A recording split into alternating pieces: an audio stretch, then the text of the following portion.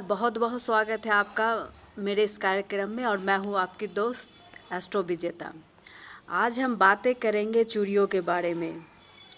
देखिए, महिलाओं के सौभाग्य के लिए दो चीज़ों तो बहुत ही अच्छी मानी जाती है और इन दोनों चीज़ों का महिलाएं बहुत ही ज़्यादा उपयोग करती है अपना सौभाग्य बढ़ाने के लिए। उसमें से तो एक है चूड़ी और दूसरा है सिंदूर। इन चूड़ियों का जो महत्व है वो ज्योतिषीय दृष्टि क्या इस पे नज़रिया है, इस पे भी हम बातें करेंगे और इसके बारे में इसके पहनने के नियम क्या है, इसमें आज हम अपने इस कार्यक्रम में ये भी जानेंगे। सबसे पहले हम जानते हैं कि चूड़ियों का ज्योतिषीय महत्व क्या है। देखिए, प्राचीन काल से ही चूड़ियाँ महिलाओं के सौभाग्य का प्रतीक माना जाता है। चूड़ियाँ पहनने से महिलाओं का सौभाग्य बढ़ता है, सौंदर्य बढ़ता है। स्त्रियों तो देखिए, स्त्रियाँ जो होती है वो तो दो कुल की होती है, दो कुल से संबंध रखती है। उसका मायके से भी संबंध रखता है और उसका ससुराल से भी संबंध रखता है। तो सबसे बड़ी बात है कि स्त्रियों को टूटी हुई चूड़ियाँ नहीं पहननी चाहिए। आप जानती होंगे ना कि इससे भाई की समृद्धि रुकती है और पिता का हृदय पर प्रभाव पड़ता है। और उसके बाद क्या है कि स्त्रियों को दहलीज पे बैठ कर के कभी चूड़ियाँ नहीं पहननी चाहिए।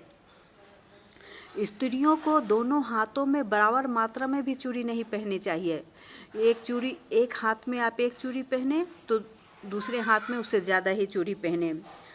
और क्योंकि इससे जो होता है ना, वो नाड़ी तंत्र उससे संतुलित रहता है, चंद्रमा भी उससे प्रभावित होता है।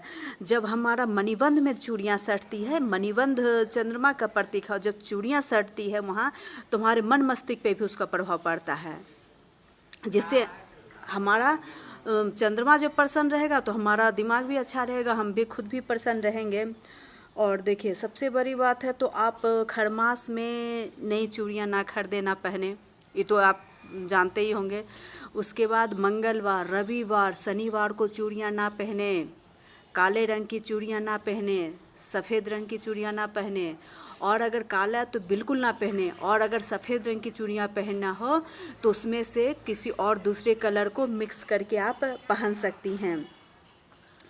कोशिश करें कि मंगलवार, शनिवार और रविवार को नई चूड़ियाँ ना खरीदें और ना पहने। और अगर ऐसा संभव ना हो जाए, क्योंकि मान लीजिए पार्टी है, शादी ब्याह है, तो ऐसा बहुत ही इमरजेंसी हो गया तो आप पार्वती माँ, गौरी माँ को ज़रूर स्मरण करें। ये सब बातें छोटी मोटी बातें हैं जो करने से हमें सौभाग्य की प्राप्ति होती है। को ऐसे भी कहा जाता है कि जब भी हम चूड़ी पहने तो एक बार गौरी माँ को अवश्य प्रणाम करके चूड़ियाँ पहने।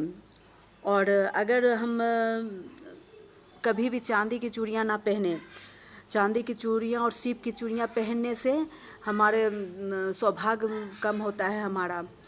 और लाह की चूड़ियाँ तो बहुत ही सौभाग्यवर्धक होता है। और जब भी मायके जाएं तो वहाँ से चूड़ियाँ ज़रूर खरीदें, क्योंकि सौभाग्यवती विवाहित औरत सबसे पहले मायके का ही चूड़ी पहनती है। इसलिए जब भी मायके जाए आप मायके का चूड़ी अवश्य ही खरीदें, और अगर माँ दे तब तो और भी बहुत ही अच्छी बात है। और जैसे आप मान लीजिए पूरा चूड़ी पहने हुए हैं, कोई बोल दे कि अरे चूड़ी बहुत ही अच्छा लग रहा है, तो ऐसा ना हो कि आप तुरंत उतार के दे कि अच्छा लो तुम भी लो, ऐसा कभी कदापि ना करें। उसको वैसा ही चूड़ी, अगर मान लीजिए बहन है, कोई बहुत ही प्रिय आपका है, तो आप ऐसा ही नई चूड़ियाँ आप बाज़ार से ला के दे दें, लेकिन अपने हाथ की उतारी हुई चूड़ियाँ कदापि ना दें। देखिए, चूड़ियाँ एक तो गोल होती है, गोल चंद्रमा होता है और बुध ग्रह भी होता है, जो हमारे जीवन का सबसे महत्वपूर्ण ग्रह है और पति का कारक भी माना जाता है चंद्रमा, पति के मस्तिष्क का, सबों के मस्तिष्क का। तो दोनों ग्रह आपके प्रभावित हो जाएंगे, और जब दोनों सौंदर्य वाले ग्रह प्रभावित होंगे तो जाहिर है कि शुक्र भी आपके प्रभावित होंगे। इसलिए हाथ से उतार कर कभी किसी को अपनी चूड़ियाँ ना दें, और दक्षिण मुँह होकर के कभी चूड़ियाँ ना पहने। और उसके बाद वैवाहिक सुख के लिए तो गुलाबी चूड़ी अवश्य पहने। जिन पति पत्नी में ज़्यादा कलेश रहता हो वो स्त्रियां गुलाबी रंग की चूड़ियां सदैव पहने।